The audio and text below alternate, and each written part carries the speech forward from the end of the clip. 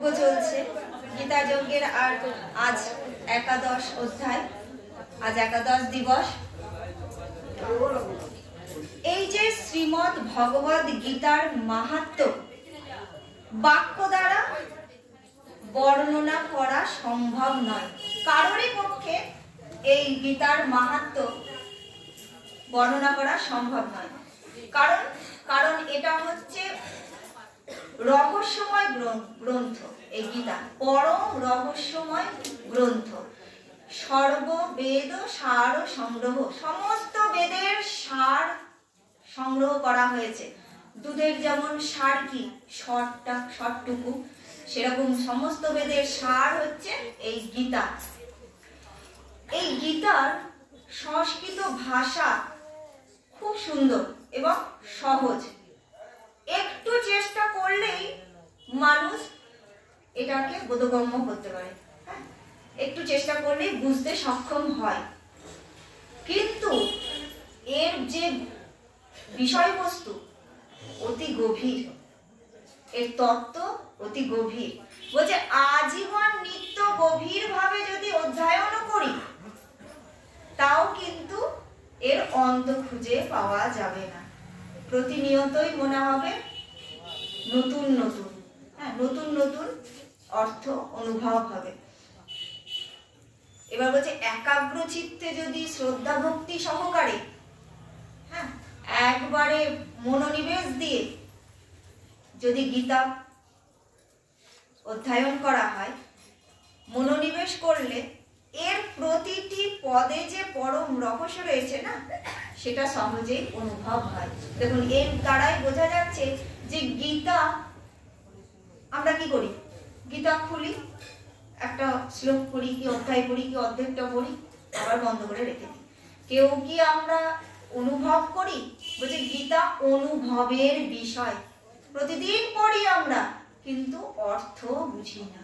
দেখুন, তাই বলছে যে ভগবানের গুণ, প্রভাব, মর্ম এই গীতা শাস্ত্রে যেভাবে বলা আছে, অন্য কোনো শাস্ত্রে কিন্তু এভাবে বলা নেই। তাই গীতাকেই আমাদের পঠন পাঠন মনন ধারণ করতে হবে। গীতা সুগীতা কর্তব্যা কিমন্যই শাস্ত্র বিস্তরই যা স্বয়ং পদ্মনাভস্য মুখ পদ্মাদ বিনিসৃতা। খুব সুন্দরভাবে গীতা শ্লোক গানের মাধ্যমে উচ্চারণ করতে হবে এবং প্রতিটা শব্দের বলছে গীতা ঠিক ঠিক বুঝে অধ্যয়ন করতে হবে। শুধু এই গীতা জয়ন্তী হলো, গীতা যজ্ঞ হলো, এলাম 18 দিন পড়লাম, তা করলে হবে না। বাড়িতেও প্রত্যেক দিন এইভাবে অর্থ বুঝে বুঝে অধ্যয়ন করতে হবে। বলছে অধ্যয়ন ভাব সহ এর অর্থ চিত্তে ধারণ করতে হবে। গীতা শুধু পড়লেই হবে না, তার ভাবটাকে হৃদয়ে ধারণ করতে হবে। কেন হৃদয়ে ধারণ করা কর্তব্য আমাদের? কারণ এটা স্বয়ং পদ্মনাভ বিষ্ণুর মুখ নিঃসৃত বাণী, মুখ থেকে নিঃসৃত হয়েছে, বদন কমল থেকে নিঃসৃত হয়েছে গীতা। অন্য শাস্ত্র ঋষি উবাচ, মুনি উবাচ, ব্যাস রচনা করেছেন, মুনিরা রচনা করেছেন, কিন্তু গীতা হচ্ছে স্বয়ং ভগবানের মুখ বদন কমল থেকে নিঃসৃত।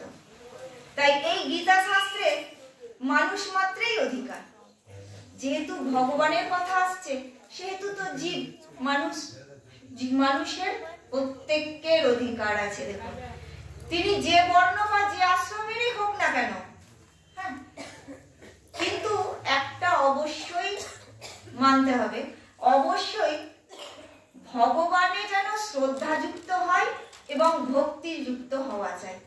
প্রত্যেক মানুষেরই গীতা ওপর অধিকার আছে, ঠিক কথা। দেখবেন 18 অধ্যায়ে মোক্ষ যোগে ভগবান কি বলছে, যে যে গীতার অনাদর করে তার কাছে আমার কথা বলো না, গীতার কথা বলো না। তাই কি বলছে, যে ভক্তি শ্রদ্ধাহীন ব্যক্তির কাছে আমার কথা আলোচনা করবে না।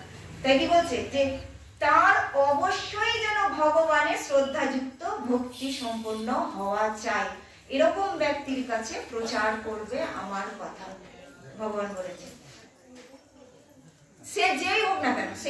হোক, বৈশ্য হোক, শূদ্র হোক, সে মূর্খ হোক, এবং সে যদি পাপ জনিতেও জন্ম হয়, সে যদি পাপীও হয়, তাও যদি ভগবানের ভক্তি থাকে, তাকেও তুমি এই গীতার কথা বলবে। দেখুন গীতা কত বলছে, এইরকম পাপজনী ব্যক্তিও যদি শরণাগত হয়, তাহলে কি হয়, তারা পরম গতি প্রাপ্ত হয়, সেই রাধা মাধবের পাদ পদ্ম লাভ করে থাকে।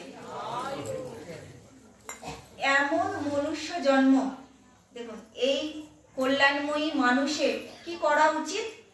তাই মানুষের মোহ ত্যাগ করা উচিত।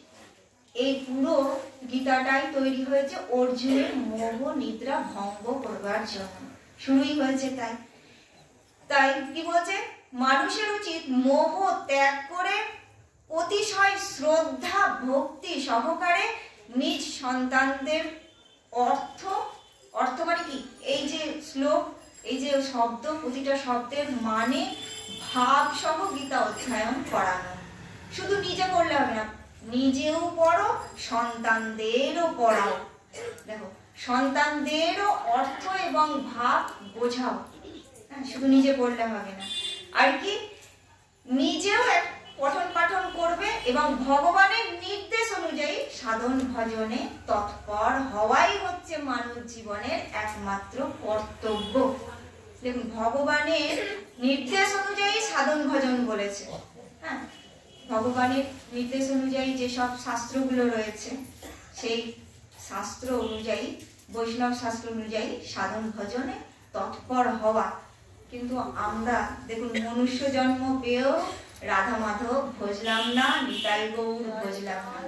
মনুষ্য জন্ম পাইয়া রাধা কৃষ্ণ না ভজিয়া, জানিয়া শুনিয়া বিষ খাইল।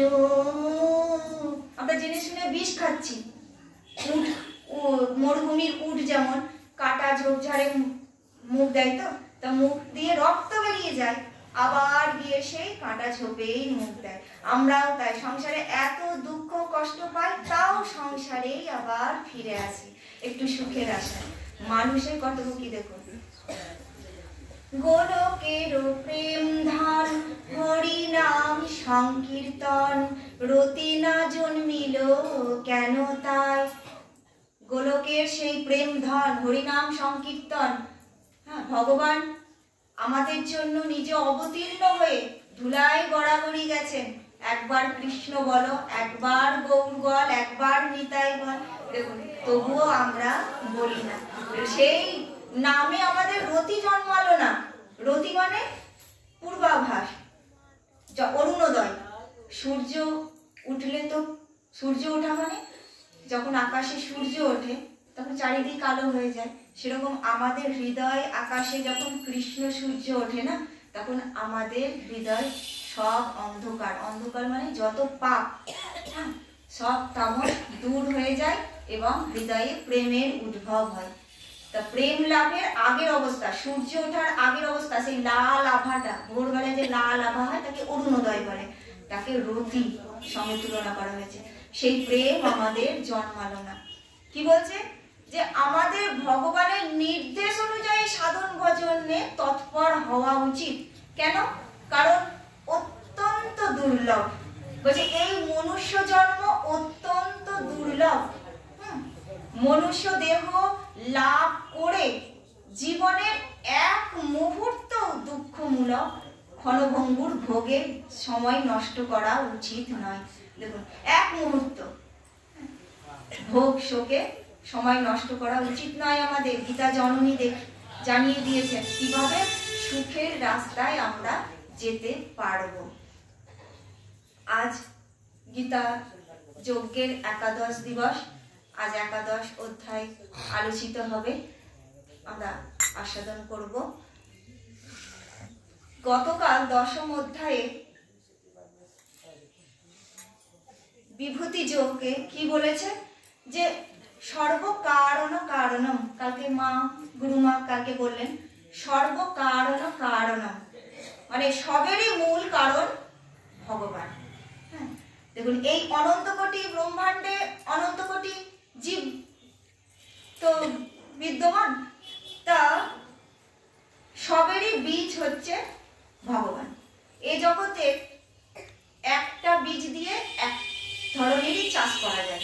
যেমন গম বীজ লাগালে গম উৎপন্ন হবে, ধান তো আর উৎপন্ন হবে না। কিন্তু বলছে ভগবান হচ্ছে সমস্ত বীজেরই মূল। হ্যাঁ, একটাই ভগবান থেকে এই অনন্ত কোটি ব্রহ্মাণ্ডের অনন্ত কোটি জীব উৎপন্ন হয়েছে।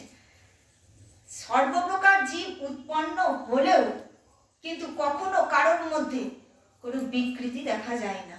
একটাই বীজ থেকে এতগুলো জীব উৎপন্ন হয়েছে, কিন্তু সবাই নিজের নিজের অস্তিত্ব, কারোর সঙ্গে কারোর বিকৃতি নেই। কেন? কারণ এই যে ভগবান রূপ বীজ হচ্ছে অব্যয়, সনাতন। তাই এই পরিবর্তনশীল জগৎ, অসৎ এবং অপরিবর্তনশীল সৎ, এই দুটোই ভগবানেরই বিভূতি। কিন্তু দেখুন আমরা কি করি? আমরা আকর্ষণ হয়তো এই জগতের কোনো বস্তু বা ব্যক্তির প্রতি আকৃষ্ট হয়ে কামাসক্তি হয়ে মোহে পরিণত হয়। সেই আকর্ষণ দিয়ে কি করি? আমরা বন্ধনে আবদ্ধ হয়ে যাই এবং দুঃখ কষ্ট ভোগ করি। অর্জুনের জিজ্ঞাসা কি ছিল বিভূতি যোগে? যে আমি কোন কোন স্থানে আপনাকে চিন্তা করব। ভগবান তো অনেক কিছুই বলেছেন। দেখুন জগতে সবই তো ভগবান, ভগবানের থেকেই তো সব, সর্বকারণ কারণম বললাম তো। তাহলে সবটাই যখন ভগবানের, তাহলে সবেতেই ভগবান রয়েছে। কিন্তু তবুও অর্জুন বলছে বিশেষ বিশেষ স্থানে যদি আমাকে বলে দাও, তাহলে আমার স্মরণ করতে বা চিন্তন করতে সুবিধা হয়। তা ভগবান বলছেন যে তুমি এই বিশেষ বিশেষ স্থানে আমাকে চিন্তা করবে, ঠিক কথা, কিন্তু জানবে সবের মূলই হচ্ছে আমি। হ্যাঁ, তাই সাধকের কোনো কিছুর প্রতি আসক্তি থাকা উচিত নয়। সবেতেই কিন্তু ভগবানকে দর্শন করাই উচিত। দেখুন মানুষের মধ্যে যে বিশেষত্বগুলো রয়েছে না, যেমন গায়কের গান গাওয়ার শক্তি বা লেখকের লেখত্ব, দাতার দাতৃত্ব, যে শক্তিগুলো রয়েছে, সেই সব শক্তিই কিন্তু ভগবানের কাছ থেকেই আসছে। দেখুন মানুষ কি করছে? যার কাছে এই দান গ্রহণ করছে, আমি ভালো গান গাই, আমার একটা অহংকার হয়ে গেল যে আমি গানটা গাইছি, কিন্তু আমার গান গাওয়ার শক্তিটা আসছে কোথা থেকে? ভগবানের কাছ থেকে। কিন্তু মানুষ কি করছে? মানুষ এটা গ্রহণ করছে নিজের বলে, একবারও ভাবছে না, একবারও সেই দান যে করছে, হ্যাঁ, সেই প্রাপ্ত বস্তু সম্বন্ধে যে পেলাম আমি, সেই যে যার কাছ থেকে প্রাপ্ত হয়েছি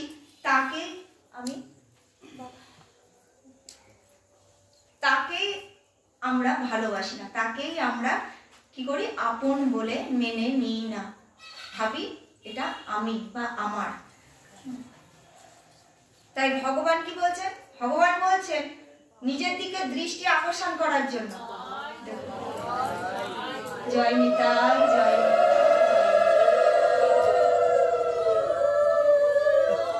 ভগবান নিজের প্রতি দৃষ্টি আকর্ষণ করার জন্য জানাচ্ছেন যে অনন্ত ব্রহ্মাণ্ডের সবকিছুই আমি। তুমি যাই করো না কেন, আমাকেই তুমি মনে রেখো।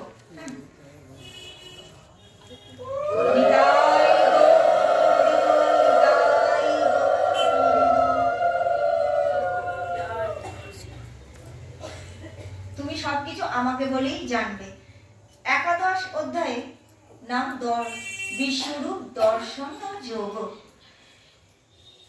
বিশ্বরূপ দর্শন, বিশ্বের সমস্ত জিনিস ভগবানের এক অংশে এক রূপে দৃষ্ট, অর্থাৎ দর্শন।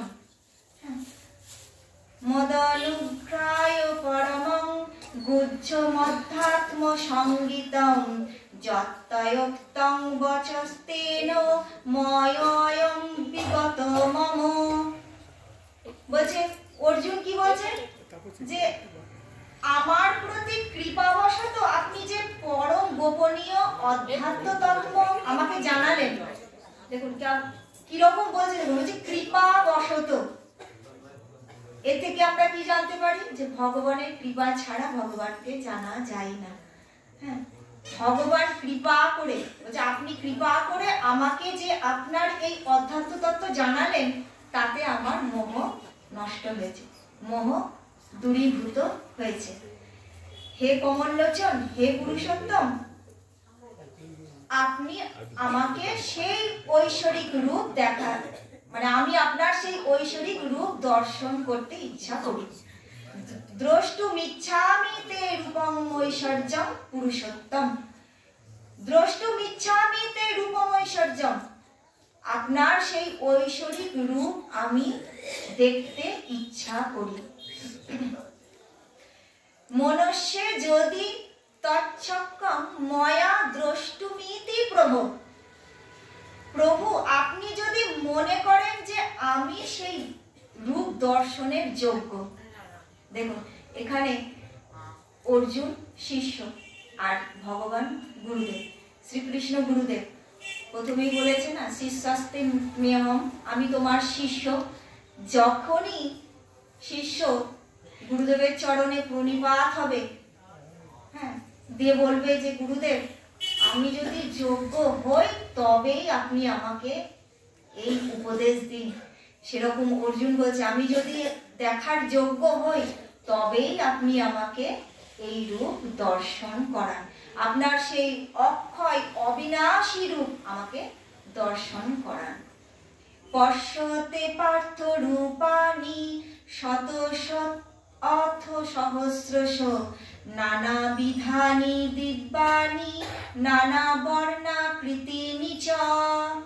বলছে হে পার্থ, তুমি এবার আমার সেই, অর্জুন এবার বলছেন যে আমার সেই নানা প্রকার বর্ণ আকৃতি বিশিষ্ট শত সহস্র দিব্য রূপ দর্শন করো।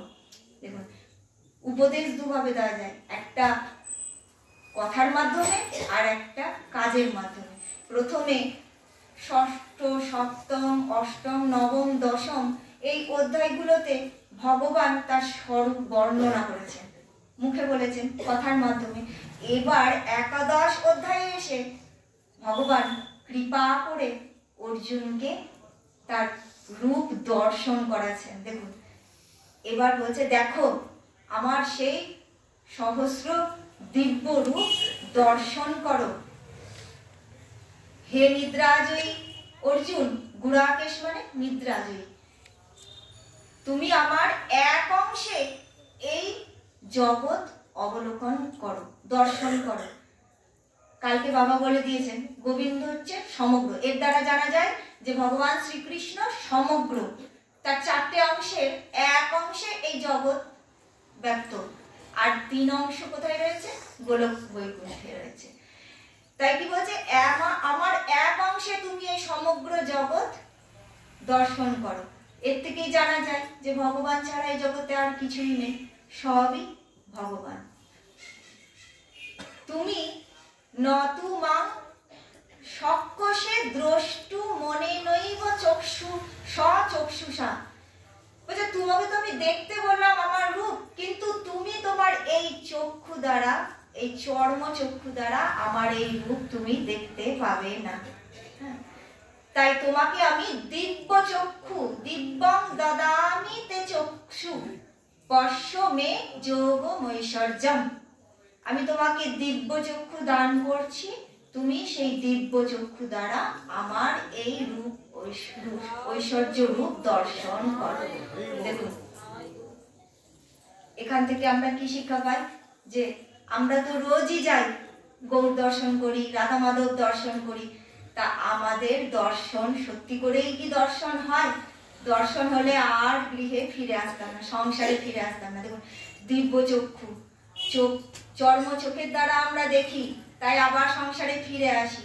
হ্যাঁ, জ্ঞানঞ্জনা শলাকায়া চক্ষুরুন্মিলিতং যেন তস্मै শ্রী গুরবে নমঃ।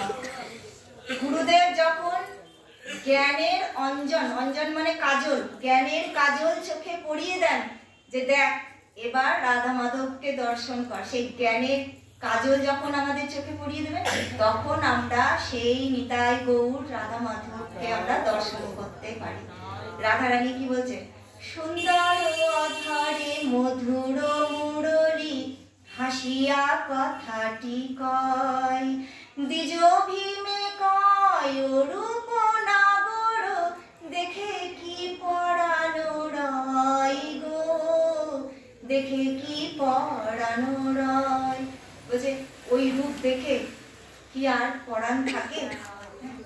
তা বলছে তুমি এই চর্মচক্ষু দ্বারা দেখতে পাবে না। ভগবান বলছেন অর্জুনকে আমি দিব্য চক্ষু দান করছি, তুমি আমার রূপ দেখো। হ্যাঁ, অনেক বক্ত্র নয়নম অনেক অদ্ভুত দর্শনম অনেক দিব্য ভরণম দিব্যা অনেক আয়ুধ। বলছেন যে আমার অনেক মুখ, অনেক নয়ন, অনেক অদ্ভুত দর্শন, হ্যাঁ, নানা দিব্য অলংকার বিশিষ্ট, হাতে উত্তোলিত অনেক দিব্য আয়ুধ, হ্যাঁ, কি যার গলায় অনেক দিব্য মালা রয়েছে, আর কি নানা বস্ত্র পরিহিত, ললাটে চন্দন চর্চিত, যার ললাট এবং দেহ চন্দন চর্চিত, সেই আশ্চর্যময় অনন্ত রূপশালী চতুর্মুখ বিশিষ্ট ভগবান কি করলেন? ভগবানকে প্রদর্শন করলেন। ভগবানের সেই রূপ প্রদর্শন করালেন অর্জুনকে। ভগবান অর্জুন ভগবানের এক অংশে কি দেখছেন?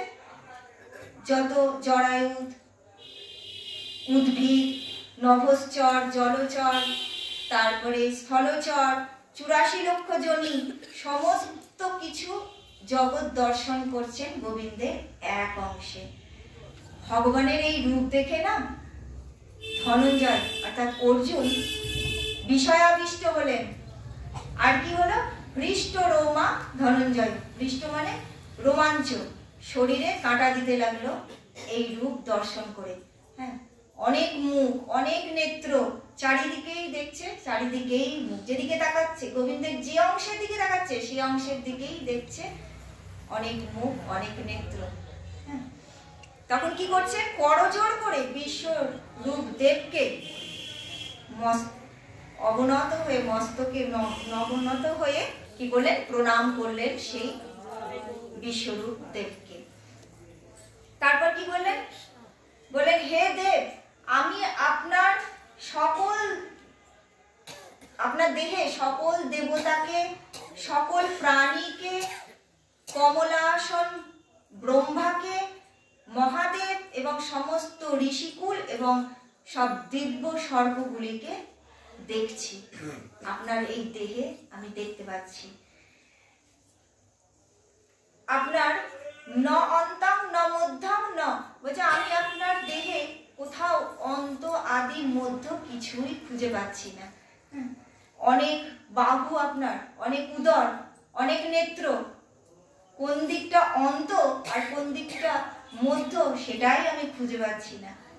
কিরীটিনং গদিনং চক্রিনং চ তেজরাশিং সর্বত দীপ্তিমন্তম। বলছে এই কিরীটি মানে মুকুট, মুকুটধারী, গদা চক্র শঙ্খ পদ্মধারী আপনাকে আমি দেখছি। শঙ্খ চক্র গদা পদ্মধারী আপনাকে আমি দেখছি। আপনাকে তেজ রাশিযুক্ত, দেখুন দেদীপ্যমান অগ্নি, সব সময় দেদীপ্যমান, সব সময় জ্বলছে, সূর্যের ন্যায় দীপ্তি সম্পন্ন, এত প্রভা আপনার অঙ্গে যে আমি দূর নিরীক্ষণ, মানে আপনার এত প্রভা আমি আর দেখতে পাচ্ছি না।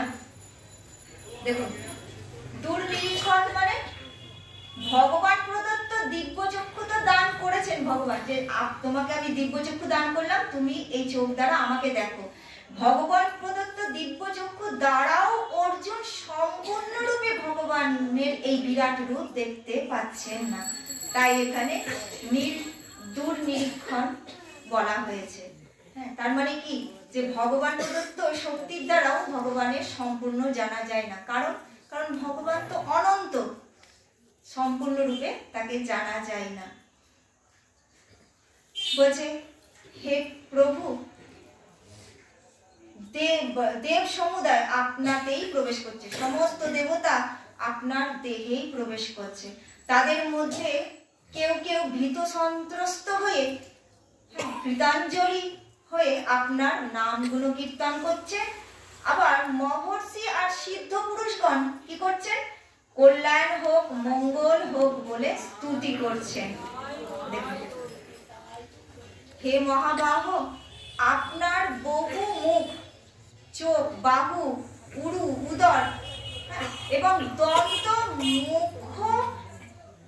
মুখাকৃতি সম্পন্ন, মানে একবারে বড় বড় দাঁত, সেই বিকট মুখাকৃতি সম্পন্ন এই বিশাল রূপ দর্শন করে প্রাণীকুল ব্যথিত হচ্ছে, আমিও ব্যথিত হচ্ছি। হে প্রভু, আমি শান্তি পাচ্ছি না।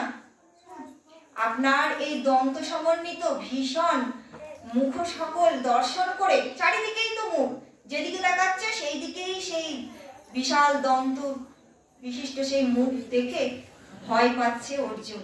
বলছে আমি স্বস্তি লাভ করছি না।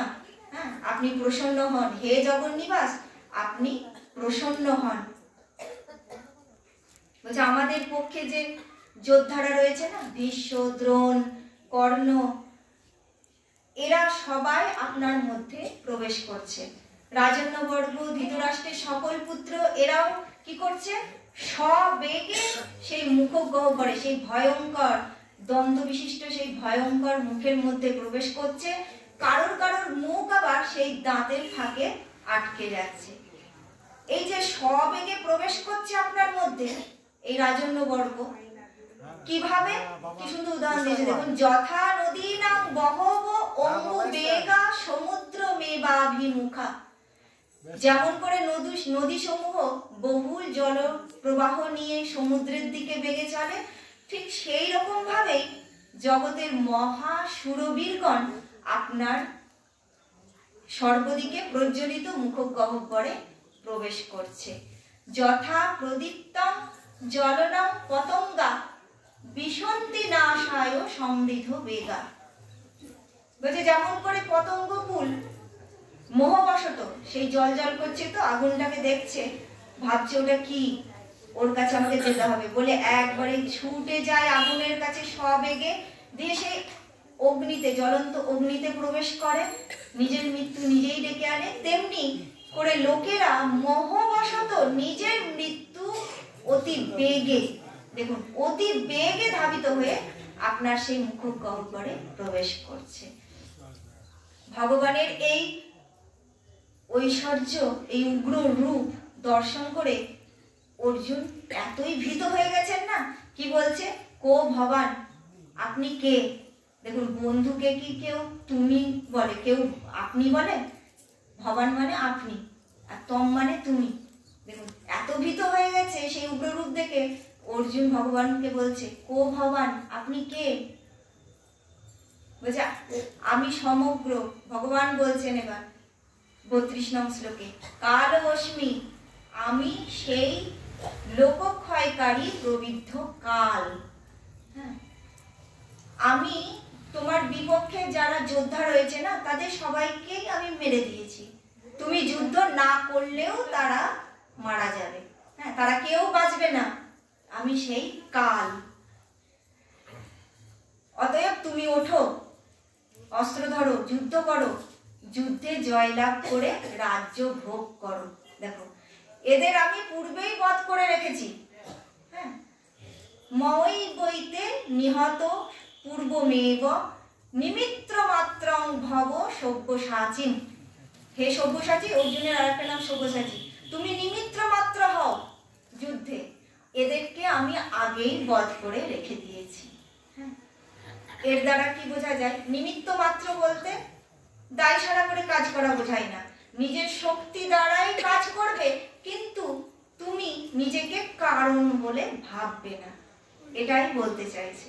দেখুন, আমরা কি করি? কাজ করি আর ভাবি আমরাই করেছি, এই অহংকার করি। তো বলছে তুমি কাজ করো, নিজের শক্তি দ্বারা, কিন্তু এই যে নিজের মধ্যে যে অহংকার করো না। ভগবান তো সর্বকিছুই সর্বকৃপা, মানে আমাদের উপর কৃপার কিছু ঘাটতি রাখেননি। দেখুন, আমরা এক পা যদি এগোই, হা কৃষ্ণ তোমার হই যদি বলি একবার, ভগবন্ত হইতে কৃষ্ণ পরে তারে করেন পার। একবার যদি হা কৃষ্ণ তোমার বললাম বলি, এক পা যদি এগিয়ে যায়, ভগবান 10 পা এগিয়ে আসেন। তাই বলছেন যে অর্জুনের সামনে তো যুদ্ধরূপী কর্ম রয়েছে। কি বলছেন ভগবান? যে তুমি নিমিত্র মাত্র হও, তোমাকে যুদ্ধ করো, কিন্তু যুদ্ধের কারণ তুমি নও, আমি এদের আগেই বধ করে রেখেছি। সেরকম আমাদের সম্মুখেও এই জগৎ সংসার রয়েছে, হ্যাঁ, বিদ্যমান জগৎ সংসার। অতএব আমরাও যদি নিমিত্র মাত্র হয়ে কর্ম করি, তাহলে জগৎ সংসারকে আমরা জয় করতে পারবো। কেমন? বাড়িতে কাজের মেয়ে যেমন আসে, মালিক আসে, এসে যখন বাসন মাজে, ভাবে আমি মালিকের বাসন মাজছি। ঘর মুছে, তখন আমি মালিকের ঘর মুছছি। সন্তান, মালিকের সন্তানকে মানুষ করছি, কাজের বউ তাই ভাবে। তো সেরকম আমরাও এখানে এসে নিমিত্র মাত্র, হ্যাঁ, কর্ম করব, নিজের বলে অহংকার যেন না আসে। ভগবান অর্জুনকে বলছেন যে তুমি কি করবে? এবার ভীত হয়ে গেছে, তো সেই উগ্র রূপ দেখে ভীত হয়ে এই কথাগুলি শুনে, ভগবানের এই কথাগুলি শুনে কৃতাঞ্জলি ফুটে নমস্কার করে অর্জুন এবার গদগদ স্বরে বলছেন। অর্জুন কি বলছেন? যে হে অন্তর্যামী ভগবান, আপনার নাম, গুণ, লীলা, কীর্তনে সমস্ত জগৎ হর্ষিত হচ্ছে, আপনার প্রতি অনুরক্ত হচ্ছে। অনুরক্ত মানে আপনার প্রতি, আপনাকে ভালোবাসছে সবাই। আপনার নাম, গুণ, কীর্তনের মাহাত্ম্যে ভীত হয়ে রাক্ষসগণ পলায়ন করছে, আর সিদ্ধগণ আপনাকে নমস্কার করছে। আপনিই তো সেই অক্ষর স্বরূপ ব্রহ্ম, আপনিই সৎ, আপনিই অসৎ, হ্যাঁ, আপনি বায়ু, আপনি যম, হ্যাঁ, অগ্নি, বরুণ, চন্দ্র, প্রজাপতি, পিতামহ ব্রহ্মা, আপনিই সৎ। আপনাকে সহস্রবার প্রণাম করি। দেখুন, নমো নমস্তেস্তু সহস্রকৃত পুনশ্চ ভূয়োপি নমো নমস্তে। আপনাকে সহস্রবার প্রণাম করি এবং পুনরায় আপনাকে আমি প্রণাম করি। আর কি বলছে? যে হে প্রভু, আমি তো আপনাকে সখা বলে সম্বোধন করেছি, সখা বলে মনে করে কত না আপনার সঙ্গে ইয়ার্কি করেছি, হ্যাঁ, হে কৃষ্ণ, হে যাদব, হে সখা, এই যে এরূপ আমি যা বলেছি, হাসি ঠাট্টা ছলে তোমার সঙ্গে, আপনার সঙ্গে যে মানে গল্প করেছি, উঠতে বসতে, খেতে শুতে, হ্যাঁ, আত্মীয় স্বজনের সামনে আপনাকে যে অনাদর করেছি, তার জন্য আমি ক্ষমা প্রার্থনা করছি আপনার কাছে। দেখুন, এখানে ভগবানের প্রতি অর্জুনের সখ্য ভাবটা সংকুচিত হয়ে গেছে, হ্যাঁ, ভগবানের সেই ঐশ্বর্য রূপ দেখে, দেখুন গীতাতে ভগবানের ঐশ্বর্য রূপ দেখে অর্জুনের সখ্য ভাবটাই চলে গেছে, হ্যাঁ, সংকুচিত হয়ে গেছে। বলছে, ও ভগবান, আপনি কে? এই কথা বলছে,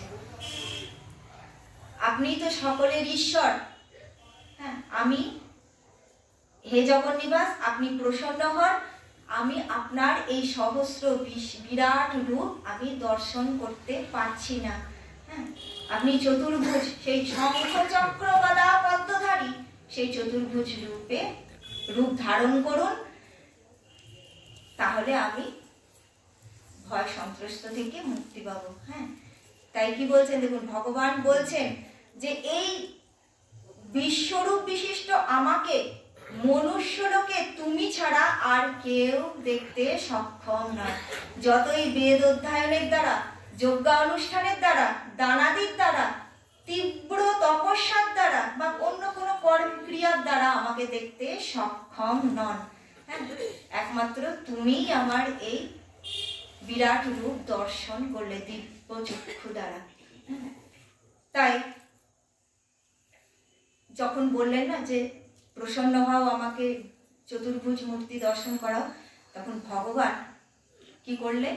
সেই প্রথমে চতুর্ভুজ মূর্তি দর্শন করালেন সেই বিরাট রূপ থেকে, তারপর দ্বিভুজ মনুষ্য রূপে দেখা দিলেন অর্জুনকে। তখন অর্জুন কি হলো?